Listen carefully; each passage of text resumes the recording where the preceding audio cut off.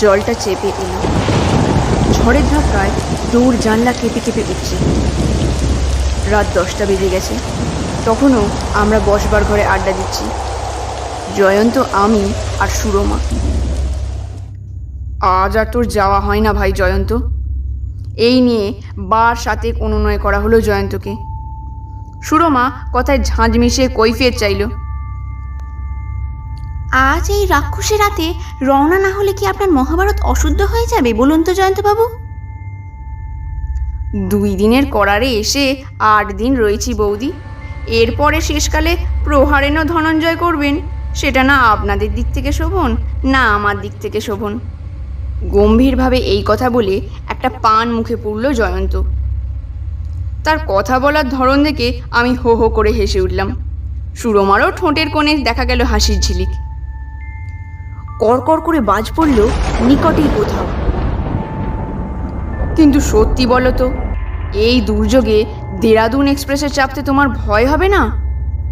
ঈশ্বর না করুন অ্যাক্সিডেন্ট তো হামেশাই হচ্ছে। আমার তুনের শেষ বান এইটি।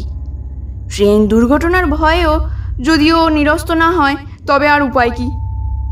বন্ধু বই আর কিছু তো নয় যে জোর করে বলবো হবে না যাওয়া। বন্ধু মাত্র, তাও মাঝে কয়েক বছর কোনো খোঁজ রাখিনি ওর। হঠাৎ সেই দিন একটা চিঠি এসে হাজির। কে জানে কোথা থেকে আমার ঠিকানা জোগাড় করে নিয়ে জানিয়েছে তোমার জঙ্গলে 2 দিন কাটিয়ে আসতে চাই, পরশু রওনা হব। আমার এটা জঙ্গলই বটে, ফরেস্ট অফিসার আমি। যে বাংলোতে থাকি তা থেকে স্টেশন অন্তত 1/2 মাইল। রাস্তা পাকা বটে, কিন্তু নিরাপদ নয়। রাত্রে বুনো হাতি চলাচল করে, আর সাপ তো অগুন্তি। জয়ন্ত এসেই উৎফুল্ল হয়ে উঠল। বাস করতে হয় তো এই রকম জায়গাতেই, এক্কেবারে আইডিয়াল নিভৃত নিবাস। বেশ আছো তোমরা, কপত কপতি যথা বাঁধি নীর সুখে। থাকো না দিন কত, তুমিও বেশ থাকবে। এই বলে ফিরিস্তি দিতে বসতে গেলাম। ছাত্রজীবনে ও চায়ে 1 চামচ চিনি খেত, ডিমের পোচ পছন্দ করতো না মামলেট, আর ফুলের ভেতর বেল ফুলের বেশি পক্ষপাতী ছিল না রজনীগন্ধার। এইসব কথা বলতে বলতেই সময় কেটে গেল। দেরাদুন এক্সপ্রেসে ভয়? আমার কথা শুনে ঠোঁট বেঁকিয়ে উত্তর দিল জয়ন্ত। নরক এক্সপ্রেসে চড়েও যখন বেঁচে ফিরে এসেছি, পৃথিবীর কোনো ট্রেনের কোনো অ্যাক্সিডেন্টই আমার কিচ্ছু করতে পারবে না ভাই। নরক এক্সপ্রেস? সে আবার কি? হাই তুলে 2 হাতে একসঙ্গে তুড়ি দিল জয়ন্ত। কথাটা বলে ফেলেছি তাহলে। এটা আমার একটা ব্যারামে দাঁড়ালো দেখছি। যেখানেই যাই ওই চাই নরক এক্সপ্রেসের কথা না বলে পারি নে। এটা অবচেতন অহমিকা, একে দমন করতে হবে। তা দমন করতে হয়, করো এরপর। আমি পেয়ে বসলাম। এখন তো গল্পটা আমাদের বলো। আশা হলো এই গল্পের নেশায় মেতে উঠলে ট্রেন ধরার নেশা ছুটে যাবে হয়তো। হাত ঘড়িতে সময় দেখল জয়ন্ত। 10টা 22। দেরাদুন এক্সপ্রেস 11টা 50-এ। 1.5 ঘন্টা। 1/2 মাইল যেতে এই ঝড় বৃষ্টির সময় আরও বেশি সময় লাগবে। তবু 1/2 ঘন্টার বেশি কিছুতেই লাগতে পারে না। 1 ঘন্টা হাতে আছে যখন, নরক এক্সপ্রেসের গল্পটাই শুনিয়ে যাই তোমাকে। বছর 3 হলেও লক্ষ্যহীনভাবে ঘুরে বেড়াচ্ছিলাম, যেমন চিরদিন বেড়াই, মধ্য ভারতের ওই দিকটায়।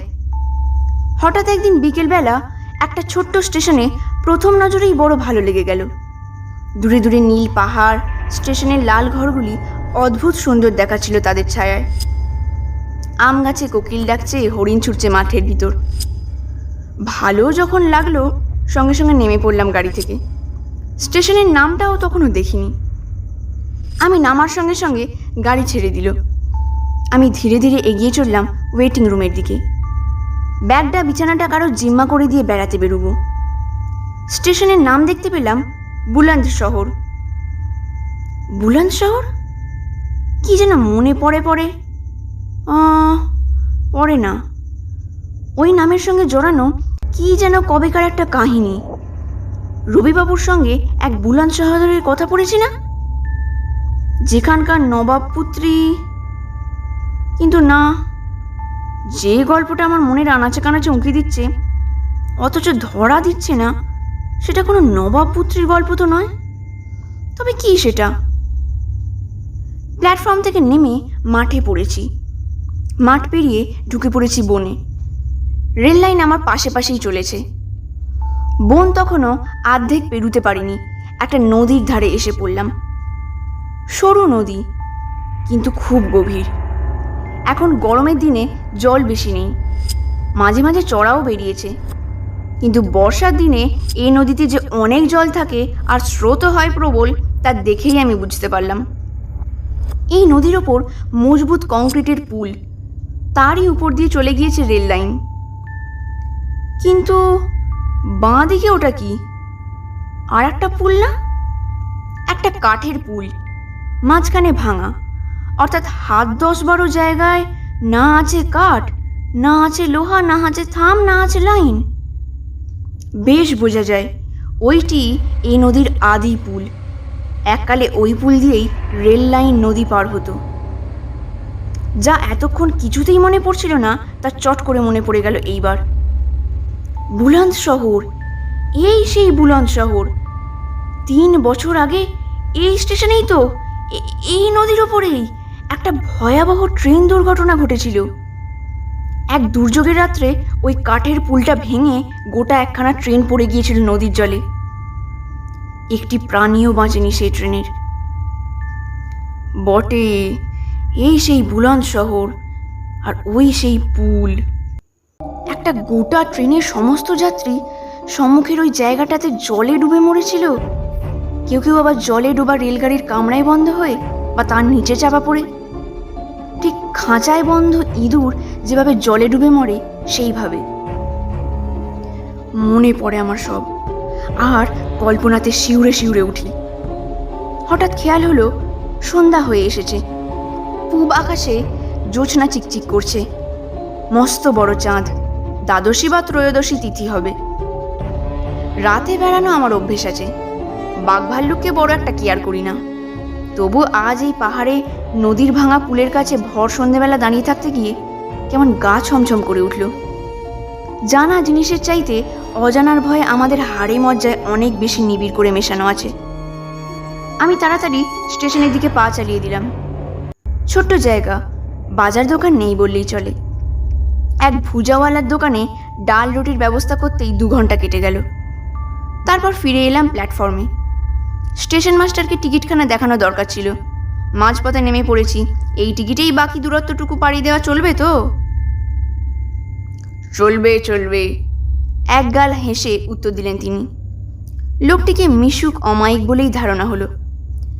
আমার হাতে কাজ নেই তো বটেই, তাঁরও কিছু আছে বলে মনে হয় না। অনাহৃত একটা টুল অধিকার করে গল্প শুরু করা গেল। বেশ জায়গাটি আপনাদের। তা যা বলেছেন, মাস্টারমশাই উত্তর করলেন। জায়গাটি এমনিতে বেশ, তবে বাঘ ভাল্লুক আছে। আর বলে থেমে পড়লেন ভদ্রলোক। আর কি?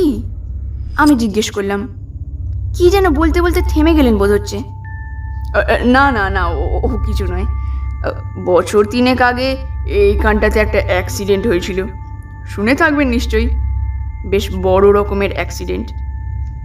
হ্যাঁ হ্যাঁ, আমি আগ্রহের সঙ্গে সায় দিলাম। খুব শুনেছি, পুল ভেঙে। লোকের মাথায় পোকা আছে জানেন তো, স্টেশন মাস্টার বললেন। ভূত থাক বা না থাক, লোকে ভূতের গল্প করতে ভালোবাসে। একটা মালগাড়ি এসে পড়ল। স্টেশন মাস্টার তাড়াতাড়ি বেরিয়ে গেলেন ঘর থেকে। ভূতও আছে তাহলে এই ছোট্ট জায়গাটিতে? থাকবে বই কি, শত শত লোকে পাইকারি হারে একসাথে যেখানে মারা যায়। বেরিয়ে ভুজাওয়ালার দোকানে হাজির দিলাম। ডাল রুটি সে পাকিয়ে ফেলেছে। আমিও চোখ কান বুজে খেয়ে ফেললাম। ওয়েটিং রুমে ফিরে এসে একটা বেঞ্চি অধিকার করে বসলাম। শতরঞ্জিটা পেতে কম্বল মাথায় দিয়ে শুয়ে পড়লাম আরাম করেই। রাত 1টায় আমার ট্রেন। ঘুম যদি ঠিক সময় ভাঙে ধরবো সেটা, যদি না ভাঙে কুছ পরোয়া নেই। কাল সকালে যে ট্রেন পাবো সেটাতেই উঠে পড়ব। রাত 1টার গাড়ি আমায় ধরতেই হবে এমন মাথার দিব্যি কেউ দেয়নি। দেহ ক্লান্ত, কিন্তু ঘুম সহজে আসে না। এটা ওটা নানা চিন্তা। কলকাতার মেশে এক বামুন ঠাকুর ছিল, সে অরহরকার ডাইল রাঁধত চমৎকার। আজকের এই ভুজাওয়ালার ডাল তার কাছে কিছু না। মেশে সেই বামুন ঠাকুর দাঙ্গার সময় খুন হয়। ভূত হয়ে সে সারা রাত রান্না করে হাঁড়ি কড়া ঘটঘট করত। তাহলে ট্রেন ভর্তি যে লোকগুলো 3 বছর আগে এখানে নদীর জলে ডুবে মরেছে, তাদের মধ্যে মেসের ঠাকুর কেউ ছিল কি না কে বলবে। কিন্তু এত লোক ওয়েটিং রুমে ঢুকলো কেন? কখনই বা ঢুকলো? একটু বোধহয় তন্দ্রা এসে গিয়েছিল ভেতরে। এরই মধ্যে ঘর যেন গিজ গিজ করছে লোকে, চুপি চুপি ঘুরে ফিরে বেড়াচ্ছে, ফিসফাস কথা বইছে পরস্পরে। এরা কোন ট্রেনে যাবে? রাত 1টার সেই ট্রেনে? ভীষণ ভিড় হবে দেখছি। চোখ মেলে লোকগুলোর দিকে চেয়ে দেখবার উৎসাহ আর হলো না।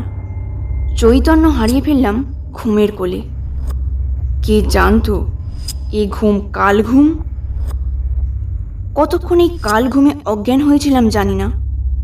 হঠাৎ ঘুম ভাঙল একটা অস্পষ্ট কোলাহলে। ঘর ভরা লোক দুধদার ছুটে চলেছে। ট্রেনে উঠবার জন্য নাকি? উঠে বসে বাইরের দিকে তাকিয়ে দেখি তাই বটে, গাড়ি এসে গিয়েছে, দাঁড়িয়ে আছে প্ল্যাটফর্মের পাশে। খুব সময় মতো ঘুমটা ভেঙেছে। তাড়াতাড়ি বিছানাটা গুটিয়ে বগলে তুললাম।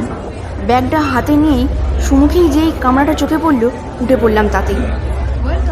আলোয় আলো সারা গাড়ি। জানলায় জানলায় অগন্তি মানুষের মাথা, হাঁক ডাক।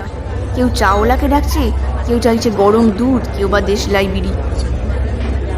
গাড়িতে উঠে বসে পড়লাম একটা খোলা জানলার পাশে। হঠাৎ বুকের ভিতরটা ছ্যাঁত করে উঠল। কেন কে জানে? হয়তো কেন, নিশ্চয়ই তাই। প্ল্যাটফর্মটা, স্টেশন ঘরটা জনপ্রাণী শূন্য। একটা আলো পর্যন্ত কোথাও নেই। গাড়িতে কামরার আলো ঝলক দিচ্ছিল, তাই আগে লক্ষ্য করিনি স্টেশনের আলোর অভাব। এ কি রকম? দূরপাল্লার একটা এক্সপ্রেস ট্রেন এসে স্টেশনে দাঁড়িয়েছে। স্টেশনে আলো নেই, মানুষ নেই, ট্রেন স্টেশনে এসে ঢুকলো কি করে? সিগন্যাল না পেলে এখন ট্রেন ছাড়বেই বা কি করে? স্টেশন মাস্টারকে তো কোথাও দেখছি না, স্টেশনের ঘরটাই তো বন্ধ হয়ে আছে। কিন্তু গাড়ি ছাড়লো ঠিকই। কেউ ঘন্টা বাজালো না, কেউ নিশান দেখালো না, তবু ছাড়লো গাড়ি। ঘটাং ঘট ঘট ঘটাং শব্দে দুলতে দুলতে স্টেশনের এলাকা ছেড়ে বেরিয়ে পড়ল। হাত ঘড়ির দিকে দৈবাতি চোখটা পড়েছিল। চমকে উঠলাম। রাত মোটে 12টা। আমার এক্সপ্রেস গাড়ি তো রাত 1টায় আসার কথা। তবে এ কোন ট্রেন? যা, কোথায় গিয়ে পড়বো এবার কে জানে। এমন রাগ হলো স্টেশন মাস্টারটার ওপরে। লোকটা কিনা আমায় অম্লান বদনে বলল যে রাত 1টার আগে কোনো গাড়ি নেই। গাড়ি নেই যদি, তবে এটা কি? পাশের এক ভদ্রলোককে জিজ্ঞেস করলাম, ও মশাই, বিদেশি লোক, না জেনে উঠে পড়েছি, গাড়িটা কোথায় যাবে একটু বলতে পারবেন?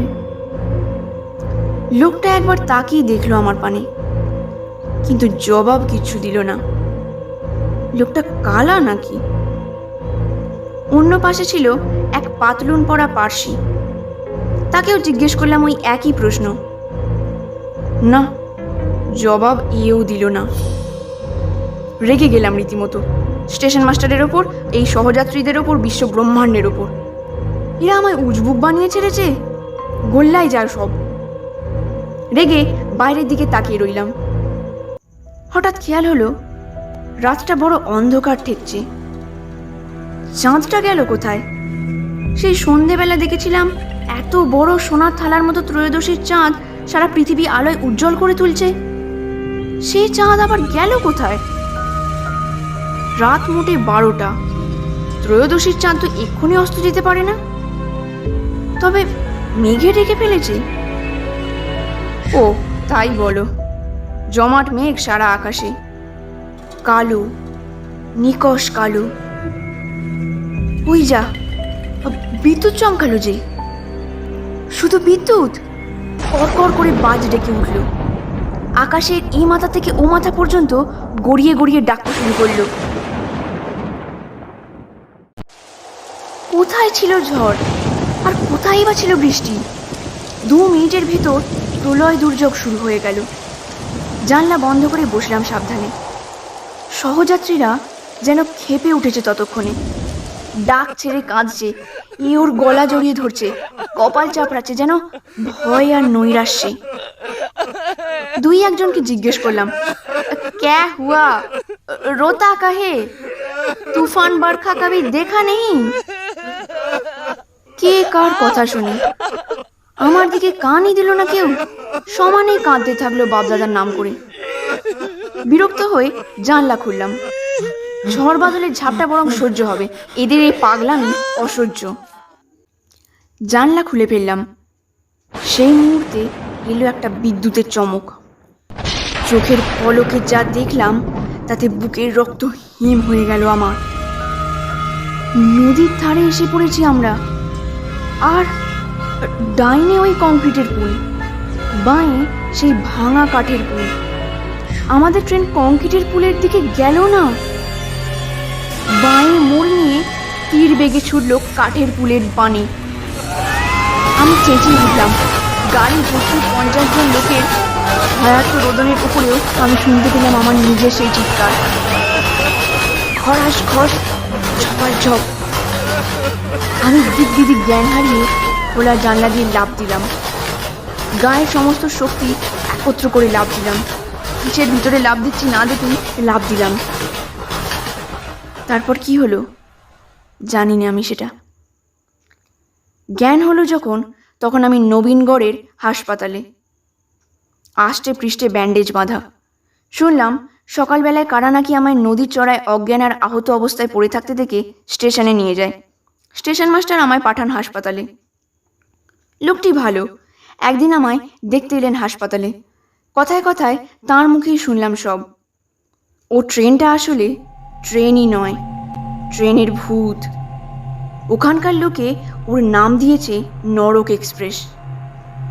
3 বছর আগে সেই মারাত্মক দুর্ঘটনায় যে ট্রেনটা নদীতে উল্টে পড়ে গিয়েছিল, সে এখনও রোজ রাতে একবার বুলন্দ শহরের পাশ দিয়ে পুলের পানে ছোটে, আর রোজ রাতে একবার ঝাঁপ খায় নদীর জলে। আমার বরাত মন্দ যে সেই ট্রেনে উঠে পড়েছিলাম, আবার বরাত ভালো যে নরক এক্সপ্রেসও আমাকে নরকে নিয়ে যেতে পারেনি। গল্প শেষ হলো। সুরমাও চুপ, আমিও চুপ। হঠাৎ জয়ন্ত গা ঝাড়া দিয়ে উঠে দাঁড়ালো। এবার বেরুতে হবে, নইলে গাড়ি পাবো না যে। সত্যি এই জলঝড়ে? আর কথা ফুটল না আমার। সে রাত্রের জলঝড় এর চেয়ে বেশিই ছিল ভাই। শুধু কি জলঝড়, চারিধারে ঘিরে ছিল নরকের অধিবাসীরা, সামনে ছিল মৃত্যুর হাতছানি। সেখান থেকে যখন ফিরতে পেরেছি তখন কিছুই ভয় করে না, আমি ঠিক পৌঁছে যাব। বেরিয়ে পড়ল জয়ন্ত। তার বর্ষাতি মোড়া সুদীর্ঘ দেহটা অচিরেই হারিয়ে গেল বর্ষার ঘন চিকের আড়ালে।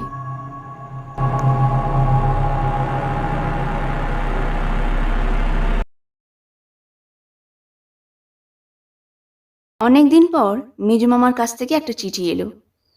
যেমন তেমন চিঠি নয়, একেবারে রেজিস্ট্রি চিঠি।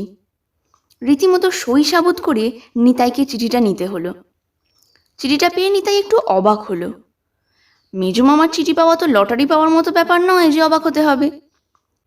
আসলে বছরে 2 বার মেজমামা চিঠি দেন, এবং নিতাই তখন মেজমামার চিঠির উত্তর দেয়। সেই দুটো দিন হলো পয়লা বৈশাখ এবং বিজয়া দশমী। চিঠিটা আসে নিতাইয়ের মায়ের নামে, কিন্তু মার জবানিতে চিঠির উত্তর দেয় নিতাই। এবার চিঠিটা এলো পৌষের গোড়ায় এবং নিতাইয়ের নামে। এমন অসময়ে মেজমামার চিঠি কখনো তো আসেনি। অবাক হওয়ার ব্যাপারটা হলো সেইখানেই। মেজমামার চিঠিটা খুলে পড়ার পর প্রথমে নিতাই রোমাঞ্চিত হলো, পরে নিজেই নিজের ভেতরে অন্য এক ধরনের উত্তেজনা বোধ করতে লাগলো। মেজমামা লিখেছেন, স্নেহের নিতাই, আশা করি তোমরা সকলে কুশলেই আছো। দিদির শরীর কেমন তাহা জানিতে ইচ্ছা করে। নিজে যাইতে পারি না বলিয়া নিজেকেই অপরাধী মনে হয়। সবই কপালের লিখন। যাই হোক, এতক্ষণে তোমাকে যে কারণে এই জরুরি পত্রটি প্রেরণ করিলাম, তাহা মন দিয়া পড়িয়া 2-1 দিনের মধ্যেই কর্তব্য স্থির করো। সেই কিশোরকাল হইতে তোমার ভূত দেখিবার প্রচণ্ড শখ। তোমার স্বর্গত পিতৃদেব আমার জামাইবাবুও জীবিতকালে ভূত দর্শনে অভিলাষী ছিলেন। বহুবার ভূত দেখিবার জন্য বায়না করিয়াছিলেন, কিন্তু তাহাকে দেখাইতে পারি নাই বলিয়া সেই দুঃখে অদ্যাবধি আমাকে পীড়িত করে। এতক্ষণে একটা সুযোগ আসিয়াছে। যদি তোমার মধ্যে ভূত দেখিবার বাসনা এখনও জাগ্রত থাকে, তবে পত্রপাঠ আমার বাড়িতে চলিয়া আসিও। যদি বাসনা পূর্বাপেক্ষা স্তিমিত হইয়া থাকে, তাহা হইলে সেই বাসনাকে জাগ্রত করো। পিতার অপূর্ণ স্বাদ পুত্রের মধ্য দিয়েই পূর্ণ হয়। ইহাই পিতৃভক্তির নিদর্শন। তুমি ভূত দর্শন করিলে তোমার পিতা অর্থাৎ আমার জামাইবাবুর আত্মা তৃপ্তি লাভ করিবে। অতএব আমার একান্ত ইচ্ছে, মনে কোনরূপ দ্বিধা না রাখিয়া অতি সত্বর চলিয়া আসিও। আমি তোমার ভূত দর্শনের সমুদয় বন্দোবস্ত করিয়া রাখিব। ইতি তোমার মেজমামা। মেজমামার কাছ থেকে এমন চিঠি পাওয়ার পর চুপ করে বাড়িতে বসে থাকার কোনো মানে হয় না। বড় মামা নাকি অনেক রকম ভূতের সঙ্গে ওঠা বসা করেছেন। তার বসবার ঘরটা ছিল উঠোনের একধারে। মস্ত বড় উঠোনটা পেরিয়ে তবে শোয়ার ঘরে বা মূল বাড়িতে আসতে হতো। তখনও মামার বাড়ির সামনের রাস্তা পাকা হয়নি। কাঁচা রাস্তার পাশেই বড় মামার বসবার ঘর। সন্ধ্যে 7টা, বড় জোর 8টার পর এই পথ দিয়ে লোক চলাচল কমে যেত। গ্রামের দিকে কেউ তো বেশি রাত পর্যন্ত বাড়ির বাইরে থাকে না। সেই সব সময় নাকি ভূতেরা আসতো বড় মামার সঙ্গে দাবা খেলতে। আস্তে করে ঠেলা মেরে বসবার ঘরে ভেজানো দরজা খুলে দিয়ে ঘরে ঢুকতে ঢুকতে ভূত বলতো, কেষ্টা এলুম, 2 হাত খেলে যাই। বড় মামার নাম ছিল কৃষ্ণপদ, মেজ মামার নাম রামপদ। লোকে যে বলে ভূতের মুখে রাম নাম বড়ই অদ্ভুত ব্যাপার, কিন্তু বড়ই অদ্ভুত বলে নিতাইয়ের মনে হয় না। মামার বাড়িতে ভূতেরা এসে মেজ মামাকেও নাকি অনেকবার রাম রাম বলে ডেকেছে। 2-3 বার দাবাও খেলে গিয়েছে। কোনো অঘটন তো ঘটেনি। যদিও এত সব বৃত্তান্ত নিতাই নিজে কখনো দেখেনি, শুনেছে। কিছু শুনেছে মেজ মামার মুখে, কিছু শুনেছে মার কাছ থেকে। মার কাছ থেকে নিতাই এও শুনেছে যে তার মার বিয়েতে বড় মামার বিশিষ্ট কয়েকজন ভূত বন্ধুও নিমন্ত্রিত ছিলেন। তাঁরা নিমন্ত্রণ রক্ষা করতে একটু অধিক রাত্রে এসেছিলেন। চিঠিটা পকেটে নিয়ে নিতাই মায়ের কাছে গেল। মাকে বলল, মা, মেজ মামা আমাকে রেজিস্ট্রি করে চিঠি পাঠিয়েছেন। নিতাইয়ের মায়ের নাম প্রিয়বালা। নিতাইয়ের কথা শুনে হাতের কাজ থামিয়ে তিনি ছেলের মুখের দিকে তাকালেন। নিতাই দেখল তার মায়ের সামনে পানের বাটা, চুন, কুঁচো সুপুরি আর জর্দার কৌটো। নিতাইয়ের কথা শুনে পান বানানো থামিয়ে কয়েক মুহূর্ত তাকিয়ে থেকে বললেন, এই অসময়ে রামুর চিঠি এলো কেন? তাও আবার রেজিস্ট্রি করে? কি ব্যাপার বলতো? নিতাই চিঠির বিষয়টা মাকে বলতেই প্রিয়বালা লম্বা একটা দীর্ঘশ্বাস ফেলে বললেন, সেই ভূত দেখার ডাক এলো, হ্যাঁ, কিন্তু এতদিন পরে তোর বাবা দেখে যেতে পারলেন না। দাদাকে তোর বাবাও কতবার বলেছেন যে দাদা একবার দেখেন না একটু। সবই কপালের ব্যাপার, তোর বাবার কপালে ছিল না। নিতাইয়ের মনে হলো মা যেভাবে দুঃখ প্রকাশ করলেন, যেন ভোর রাতে উঠে ঠান্ডায় দাঁড়িয়ে থেকেও টাইগার হিলে সূর্যোদয় দেখা হলো না, কিংবা আগ্রার তাজমহল দেখার স্বাদ পূর্ণ হলো না। নিতাই মার মুখের দিকে একটু দেখে নিয়ে বলল, আমি আগামীকাল দুপুরেই মামার বাড়ি রওনা দেব। শিয়ালদা স্টেশন থেকে ট্রেন। বনগ্রাম স্টেশনে নেমে অটো করে যেতে হবে কুঠিঘাটের কাছে, একেবারে ইছামতির পাড়ে। নিতাই ছেলেবেলায় স্টেশনের কাছে রিক্সা দেখতে পেত, তাতে করেই দিব্যি মামার বাড়ি চলে যাওয়া যেত। সে সময় তার মায়ের ছেলেবেলায় ছিল গরুর গাড়ি। এখন অবশ্য রিক্সা, অটো, সাইকেল, রিক্সা, ভ্যান, যাতায়াতের নানা রকম ব্যবস্থা হয়েছে। কিন্তু নিতাইয়ের যাত্রাটা শুভ হলো না। স্টেশনে এসে দেখল ট্রেন চলে গিয়েছে। অতএব টিকিট কেটে পরের ট্রেনের জন্য অনেকক্ষণ অপেক্ষা করতে হবে। ট্রেনে উঠে পড়ার পর ঘড়ি দেখে নিতাই অনুমান করল সব ঠিকঠাক চললে বেলা 4টে নাগাদ সে মামার বাড়ি পৌঁছে যাবে।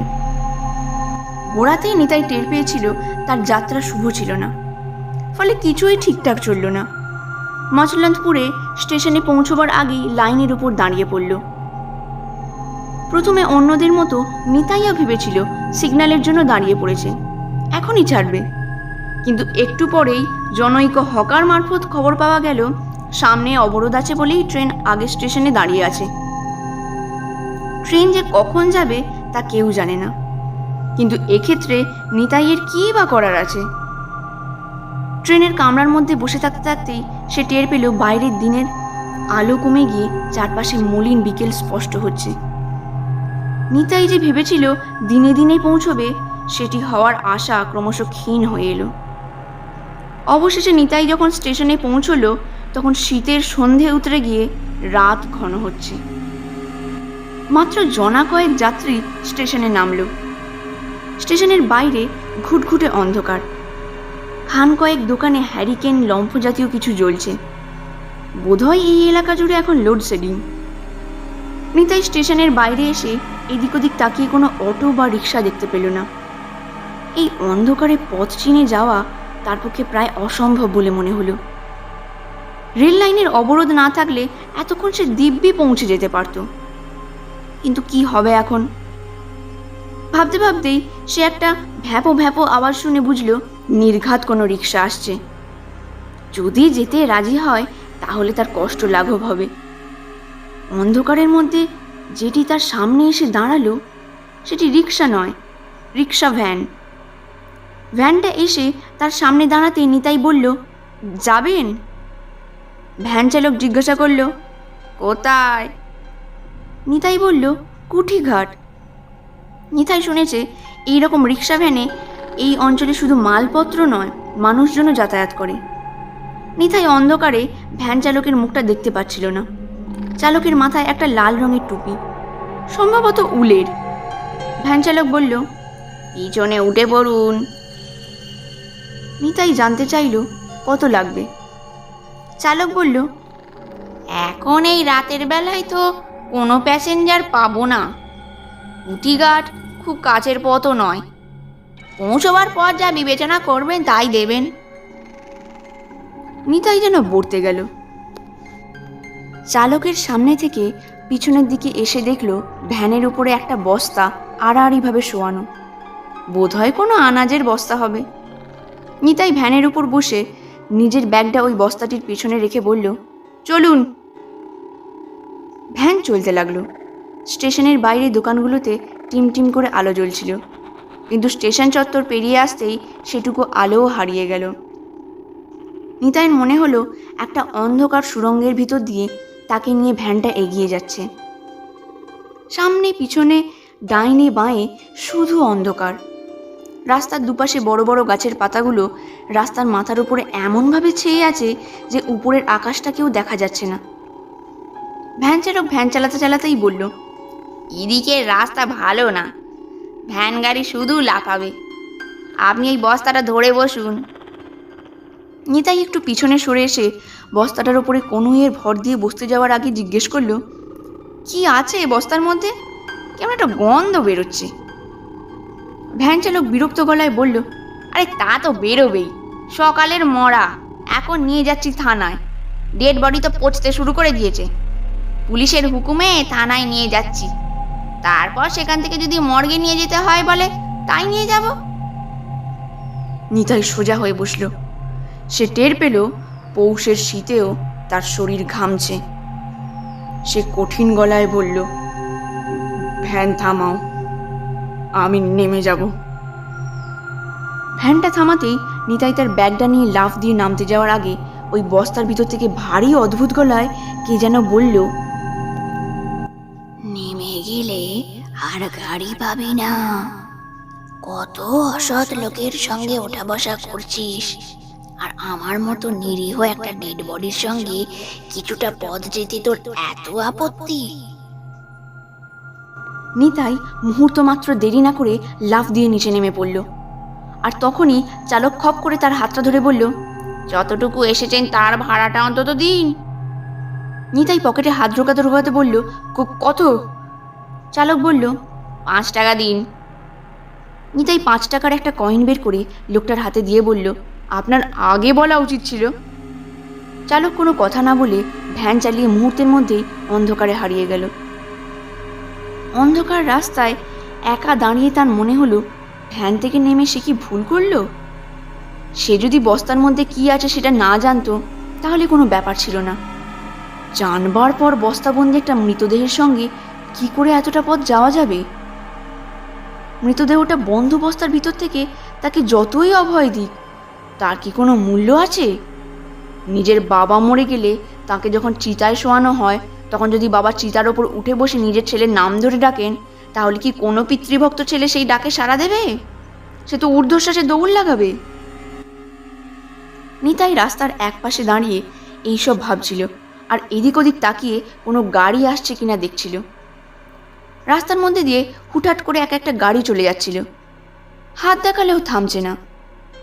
যতদূর চোখ যায় ততদূর পর্যন্ত শুধুই অন্ধকার। কোনো দোকান অথবা লোকজনের বাড়ি আছে কিনা সেটাও বোঝা যাচ্ছিল না। ঠিক এই রকম সময় তার পিছন দিক থেকে রিং রিং শব্দে বেল বাজাতে বাজাতে কিছু একটা আসছিল। নিতাইয়ের মনে হলো, রাস্তার দুধারে তো ধান মাঠ, ধান কাটার পর সেই শূন্য মাঠে তো কোনো রাস্তা নেই, নাকি মাঠের মধ্যে দিয়ে ইদানিং রাস্তা হয়েছে। নিতাই পিছন ফিরে অন্ধকারে স্পষ্ট করে কিছুই দেখতে পেল না, তবে মনে হলো কিছু একটা আসছে। হ্যাঁ, একটু পরেই একটা রিক্সা এসে তার সামনে দাঁড়ালো। নিতাই যেন হাতে চাঁদ পেল। সে বললে, ভাড়া যাবেন? রিক্সা চালক বলল, বসো। নিতাই রিক্সায় উঠে বসতে বসতে বলল, আমি যাব। কিন্তু নিতাই কথা শেষ করার আগেই রিক্সা চালক বলল, জানি তুমি কুঠিঘাটে তোমার মামা রামপদ ঘোষালের বাড়ি যাবে। আমি তো তোমাকে নিতেই এলাম। আজ এখানে একদিনের জন্য বাস, অটো, রিক্সা সব ধর্মঘট। ভাগ্নে আসবে কেমন করে এই ভেবেই তোমার মেজো মামা উতলা, তাই তো আমার আশা। নিতাই বুঝল তার মেজো মামাই নির্ঘাত এই রিক্সাওয়ালাকে পাঠিয়েছেন, কিন্তু লোকটা এই ঘুটঘুটে অন্ধকারে ঠিক তার কাছে এসেই দাঁড়িয়েছে। কেমন করে তাকে চিনল? নিতাই মনে মনে ভাবল, আগে মামার বাড়ি যাই, তারপর সব জানা যাবে। এখন রাত হয়তো বেশি নয়, তবু তার চলার পথে যেন মধ্যরাতের নির্জনতা। খানিক পর একটা বাড়ির সামনে এসে রিক্সাটা থামল। রিক্সা থেকে নামার আগেই নিতাই মামার বাড়ির দিকে তাকালো। বাড়িটা পুরো অন্ধকারে ডুবে আছে। নিতাই ভাবল, এখানেও লোডশেডিং? মামার বাড়ির কোনো ঘরে কি কোনো আলো জ্বলছে না? জানলা বা দরজার ফাঁক দিয়ে একটু আলোও তো বাইরে আসতে পারে, কিন্তু এ কি অবস্থা? নিতাই অন্ধকারে রিক্সাওয়ালার দিকে তাকালো। অন্ধকারে লোকটাকে ভালো করে দেখা যাচ্ছে না। নিতাই বলল, বাড়িতে কেউ নেই নাকি? রিক্সাওয়ালা কোনো কথা না বলে জোরে জোরে রিক্সার বেল বাজালো। এবার দরজা খোলার আওয়াজ শোনা গেল। একটু পরেই একটা টর্চের আলো এসে পড়ল মামার বাড়ির মস্ত উঠোনে। রিক্সাওয়ালা এবার বলল, ওই যে তেনারা বেরোচ্ছেন, এবার আমায় ছাড়ো। নিতাই রিক্সা থেকে নেমে ভাড়া দিতে গিয়ে জিজ্ঞাসা করল, কত দেব? রিক্সাওয়ালা বলল, যা হয় দাও। এই বলে নিতাই এদিকে হাত বাড়িয়ে দিল। মামার বাড়ির আলোটা এতক্ষণে ঘরের দরজা থেকে এগিয়ে এসে রিক্সার ওপর পড়েছে। নিতাই দেখল যে রিক্সা করে যে এসেছে সেই রিক্সাওয়ালার বাড়ানো হাতটা সাধারণ মানুষের মতো একদমই নয়, রক্ত মাংসহীন একটা কঙ্কাল হাত। এবার ভালো করে তাকিয়ে দেখল লোকটার গোটা শরীরটাও তাই। একে কি মানুষ বলা যায়? একটা কঙ্কাল কি রিক্সা টানতে পারে? নিশ্চয়ই পারে, না পারলে সে এলো কেমন করে? নিতাই নিজের পকেটে হাত ঢুকিয়েছিল রিক্সার ভাড়া দেবে বলে, কিন্তু রিক্সাওয়ালার হাত এবং শরীরের দিকে তাকিয়ে সে যেন পাথর হয়ে গেল। পকেট থেকে আর হাতই বের করতে পারছে না। টর্চ হাতে নিয়ে একটা লোক এসে দাঁড়িয়েছিল রিক্সার কাছে। সেই লোকটাকে দেখে নিতাই খানিকটা ভরসা পেয়ে পকেট থেকে হাত বের করল। হাতে 20 টাকার নোট। এই রিক্সাওয়ালা মানুষ নিশ্চয়ই নয়, তবে কি ভূত? ভূতেদের সঙ্গে নিতাই কখনো লেনদেন করেনি, কিছু কেনাকাটার সুযোগও পায়নি। অতএব সে জানে না ভূতেরা প্রাপ্য টাকা নিয়ে ব্যালেন্স ফেরত দেয় কিনা। নিতাই 20 টাকার নোটটা ওই কঙ্কাল হাতে দেওয়ার পর ওই ভূত অথবা কঙ্কালসার আজব মানুষটা বলল, ঠিক আছে। যেভাবে কর্পূর উবে যায় ওই রিক্সাওয়ালাটাও ঠিক সেইভাবেই উবে গেল। এবার নিতাই টর্চ হাতে লোকটার দিকে সন্দেহজনক দৃষ্টিতে দেখতে দেখতে ভাবল, এ মানুষ তো নাকি। নিতাই লোকটার দিকে তাকিয়ে বলল, আমি কলকাতা থেকে আসছি, আমার নাম নিতাই চক্রবর্তী, আমার মেজো মামা। টর্চ হাতে লোকটা বলল, আসুন। তিনি তো আপনার জন্যই অপেক্ষা করছেন আর চিন্তাও করছেন। আমি তো মেজোবাবুকে বললাম ভয় নেই, ছোটবাবু নিজে যাবেন ভাগ্নেকে আনতে। নিতাই অবাক চোখে লোকটার দিকে তাকিয়ে বলল, ছোটবাবু মানে আমার ছোট মামা? তিনি তো কবেই মারা গিয়েছেন। লোকটা এবার নিতাইকে নিয়ে বাড়ির দিকে যেতে যেতে বলল, হাজার হোক ঘোষাল বাড়ির ছোট ছেলে, অপঘাতে মৃত্যু হয়েছে বলে তো ভূত হয়ে গিয়ে বনে বাজারে ঘুরতে পারে না। পৈতৃক সম্পত্তিতে তারও হক আছে। কদিন এই বাড়িতেই থাকে, পরের পয়সায় খাবে না বলে নিজেই রোজগার করে। দিনে অসুবিধে তাই রাতে রিক্সা চালায়। সরকারের বেজায় দয়া তাই প্রায় রাতেই লোডশেডিং হয়। এখন ছোটবাবুর ভালোই রোজগার। উঠোন পেরিয়ে ঘরের মধ্যে আসার পর দেখা গেল মেজো মামা সারা গায়ে চাদর জড়িয়ে একটা চৌকির ওপর বসে, তার কোমর পর্যন্ত লেপ দিয়ে ঢাকা। নিতাইকে দেখে মেজো মামা বলেন, আসতে কোনো কষ্ট হয়নি তো? বাস আর অটো ধর্মঘট, তার উপর অন্ধকার রাত, তাই তোর ছোট মামা হরিপদ গিয়েছিল তোকে আনতে। তুই ট্রেনে ওঠার পরই হরি আমাকে খবর দিয়েছিল তুই আসছিস। ওরা চেষ্টা করলে সবই জানতে পারে তো। নিতাই ধপাস করে মেজো মামার পাশে এসে বসে পড়ল। ছোট মামার রিক্সাতেই তো এলাম, 20 টাকা ভাড়াও দিলাম। মেজো মামা অবাক হওয়ার ভঙ্গিতে বলল, হরি তোর কাছ থেকে ভাড়া নিল? নিজের ভাগ্নেকে চিনতে পারেনি? নিতাই বলল, চিনেছে ঠিকই, নইলে আমায় আনলো কেমন করে? বরং আমি ছোট মামাকে চিনতে পারিনি। মেজো মামা আক্ষেপের গলায় বললেন, কি করে চিনবি বল? ওর তো আর আগের চেহারা নেই। এ বাড়িতে যাতায়াত আছে বলে আমরা দিব্যি চিনি। একটু চুপ করে থেকে নিতাই বলল, ভূত দেখার কথাই যদি বলো তবে তো ছোট মামার মধ্যে তার দর্শন পেয়েই গেলাম। মেজো মামা বললেন, তা অবশ্য ঠিক, তবে হরি হচ্ছে আমাদের ভাই, নিজের আত্মীয় জ্ঞাতি কুটুম, এদের ঠিক জেনুইন ভূত হিসেবে মেনে নেওয়া যায় না। এই হরি সেই অপঘাতে মরল। যদি আরো কয়েক বছর আগে মারা যেত তাহলে জামাইবাবুর ভূত দেখার বাসনা কিছুটা হলেও পূর্ণ হতো। নিতাই বলল, কিছুটা কেন? মেজো মামা একটু হাসলেন, বেশ বিষণ্ণ হাসি। তিনি বললেন, মানুষের মধ্যেও যেমন সবাই পূর্ণ মানুষ নয়, ভূতেদের মধ্যেও তেমনই সবাই পূর্ণ ভূত নয়। হরি এখনো পৈতৃক ভিটের মায়া ছাড়তে পারল না। মানুষের সঙ্গেই ওর মেলামেশা বেশি, ভূতেদের সঙ্গে ওর তেমন মাখামাখি নেই। ভূতেদের কোনো অনুষ্ঠান সমাবেশে বা জলসায় হরি বিশেষ যায়টাই না। ফলে ভূত হলেও ভূত সমাজ ওকে এখনো পূর্ণ ভূতের মর্যাদা দেয়নি। তোকে দেখাবো অন্যরকম ভূত, যারা ভূত সমাজে কুলীন এবং নেতা গোছের। রাত্রে খাওয়া দাওয়ার পাট চুকে যাওয়ার পর নিতাই জানতে চাইল, সেই কুলীন আর নেতা গোছের ভূতেরা কোথায় থাকে? মেজো মামা বললেন, আর থাকা থাকি, ওই নিয়েই তো বেজায় সমস্যা। নিতাই বিষম খাওয়ার ভঙ্গি করে বলল, সমস্যা? ভূতেদেরও সমস্যা হয়? মেজো মামা বললেন, হয় না আবার, খুব হয়। নগরায়নের ধাক্কায় দেদার ভূত এখন উদ্বাস্তু, তাদের পুনর্বাসনের কোনো জায়গাই নেই। তার ফলে যে সর্বনাশটি হচ্ছে সেটি বড় মারাত্মক। নিতাই চমকে উঠে মামার দিকে তাকালো, প্রশ্ন করল, মারাত্মক কেন?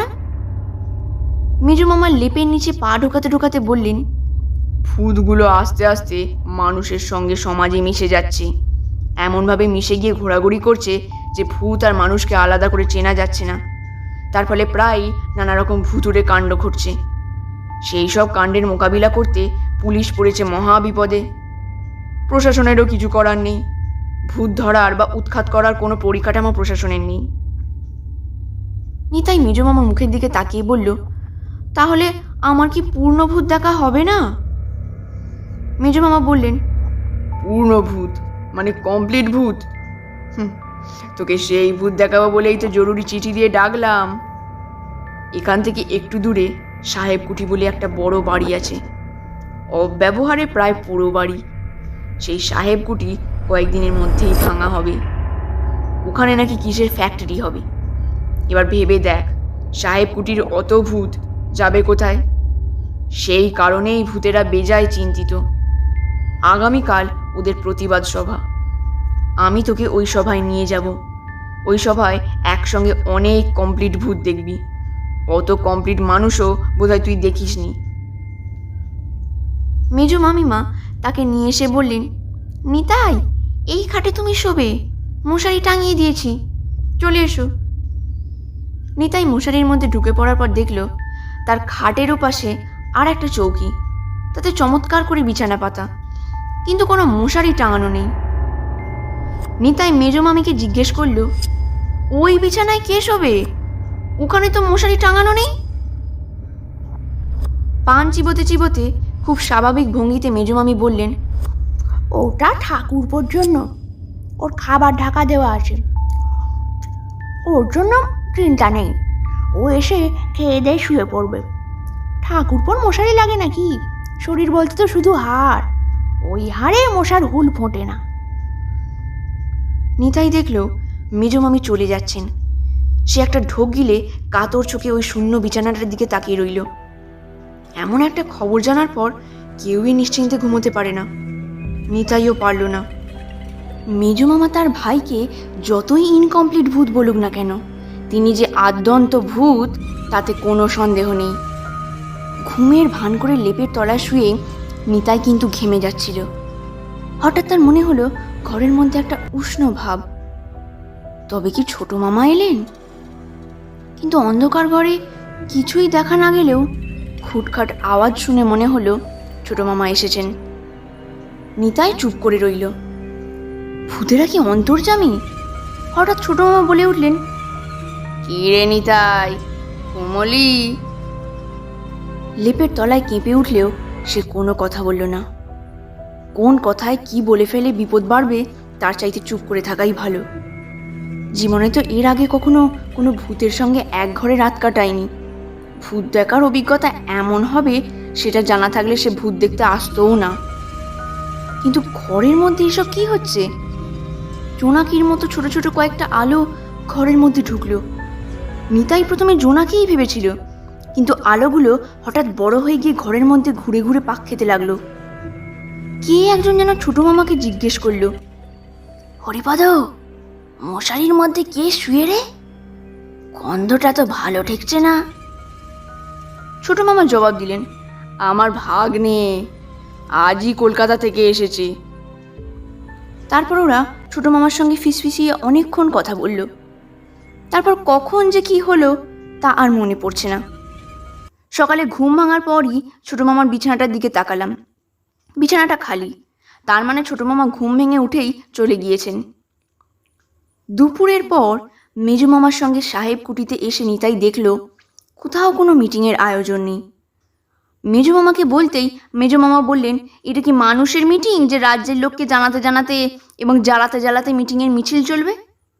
এখানে সব হয় নিঃশব্দে এবং সাবলীলভাবে। মনস্থির করে দেখবার চেষ্টা কর। নিতাই মনস্থির করে দাঁড়িয়ে থাকলেও কিছুই দেখতে পাচ্ছিল না। হঠাৎ তার কানের কাছে কে যেন ফিসফিসি করে বলে উঠল, নিতাই, তোর বাবাকে দেখ, মঞ্চের উপর, দেখতে পাচ্ছিস? নিতাই বলল, না তো। এবার সেই ফিসফিস গলা করে আবার বলল, আমি তোর ছোট মামা, তোকে ছুঁয়ে রইলাম, এবার তুই সব দেখতে পাবি। আমার বর্দা ছুঁয়ে আছে মেজদাকে, তাই মেজদা সব দেখতে পাচ্ছে।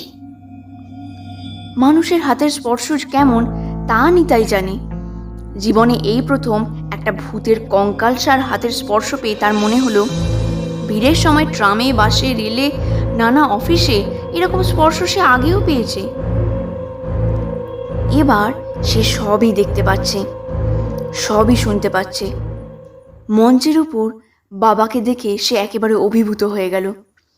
মানুষ হয়ে বেঁচে থেকে যে সম্মান বাবা পায়নি, আজ এত কমপ্লিট ভূত তার বাবাকে সেই সম্মান দিচ্ছে। গলায় মালা পরিয়ে অনুষ্ঠানের সভাপতি করেছে, তার মানে তার বাবাও কমপ্লিট ভূত। একজন ভূত বক্তৃতা দিচ্ছে। আমরা শিবানুচর, অভিধানের ভাষায় যাকে বলে ইন্দ্রিয়গ্রাহ্য বস্তুসমূহের মূল উপাদান, অর্থাৎ ক্ষিতি, অপ, তেজ, মরুত ও বোম। কার্তিক মাসের কৃষ্ণ চতুর্দশী মানব সমাজে ভূত চতুর্দশী নামেই বিখ্যাত। স্বর্গ ও মর্ত উভয় লোকেই আমাদের অবাধ যাতায়াত, অথচ আমাদের উৎখাত করার চক্রান্ত চলছে তো চলছেই। এই সমাজে ভুতুড়ে ভোটার আছে, ভুতুড়ে অফিস কর্মী আছে, ভুতুড়ে রেশন কার্ড আছে, ভুতুড়ে মেডিকেল বিল, টেলিফোন বিল, ক্রেডিট কার্ডের বিল সবই আছে, অথচ ভুতুড়ে কোনো স্থায়ী নিবাস নেই। তাই আমাদের দাবি, নিউ টাউনে একটি ভূত বাংলো চাই। আমরাও অকৃতজ্ঞ নই, প্রশাসনের সব কাজে আমরা সহযোগিতা করব। নিতাই দেখল হল ঘর ভর্তি ভূত। সবাই হাততালি দিল, কিন্তু হাততালির শব্দটা মানুষের হাততালির মতো শোনালো না, কেমন যেন খটাখট খটাখট আওয়াজ। এত ভূত একসঙ্গে দেখতে পাওয়া খুবই ভাগ্যের ব্যাপার। ছোট মামা বললেন, এত ভূত দেখে অবাক হচ্ছিস তো? গোটা ভারতবর্ষের কথা বাদ দে, শুধু পশ্চিমবঙ্গেই কমপ্লিট ভূতের সংখ্যা 2 কোটি। মনে রাখিস নিতাই, মানুষ মরে কিন্তু ভূত মরে না, কেবলই বাড়ে। তাই আগামী দিনে সারা পৃথিবীতে ভূতের সংখ্যায় বেশি হবে, মানুষের তুলনায় অনেক বেশি। এই সময় নিতাইকে দেখতে পেয়ে নিতাইয়ের বাবা মঞ্চ থেকে নেমে এসে বললেন, বাবা নিতু, কেমন আছিস? অফিসে যে উপরি ইনকাম ছিল সেটা এখনো চালিয়ে যাচ্ছিস? আজ অবধি কমপ্লিট মানুষ হলি না? মাকে যে দুবেলা খেতে দিচ্ছিস তাই তো ঢের। যতদিন মানুষ ছিলুম ততদিন ভাবতুম মানুষই সর্বোত্তম প্রাণী, কিন্তু ভূত হয়ে যাওয়ার পর ধারণা বদলালো। ভূতেদের মধ্যে কমপ্লিট ভূতের সংখ্যা বাড়ছে, অথচ মানুষের মধ্যে কমপ্লিট মানুষের সংখ্যা কমেই চলেছে। তুই একটা ইনকমপ্লিট মানুষ, এ আর সহ্য হয় না। নিতাইকে বাবা ভৎসনা করে চলে যাওয়ার আগে নিতাইয়ের কানটা এমনভাবে মলে দিয়ে গেলেন যার যন্ত্রণা আজও টের পায় নিতাই। তার সবচেয়ে বড় দুঃখ, বাবা, কাকা, মাস্টারমশাই এরা কেউ নন। কানটা মলে দিয়ে গেলেন তার ভূত বাবা। ভূতের হাতে কান মোলা খাওয়াটা নিতাই আজও মেনে নিতে পারছে না।